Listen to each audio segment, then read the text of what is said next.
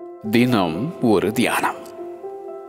நீ அநேக காரியங்களை குறித்து கவலைப்பட்டு கலங்குகிறாய். லூக்கா எழுதின சுவிசேஷம் அதிகாரம் 10 வசனம் 41. You are worried and upset about many things.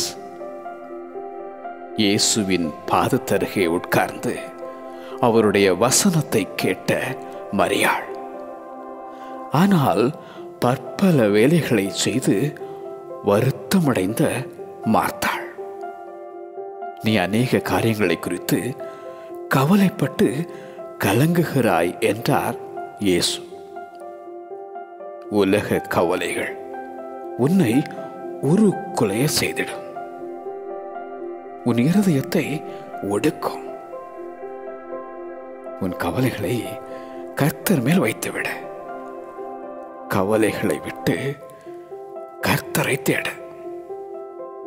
மரியாளை போல நல்ல பங்கை தெரிந்து கொள்.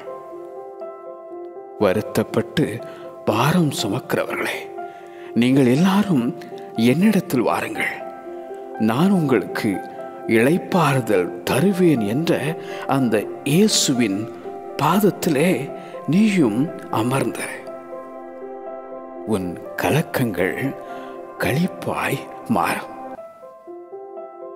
நீ அநேக காரியங்களை குறித்து கவலைப்பட்டு கலங்குகிறாய். நீ அநேக காரியங்களை குறித்து கவலைப்பட்டு கலங்குகிறாய். ஆமென்.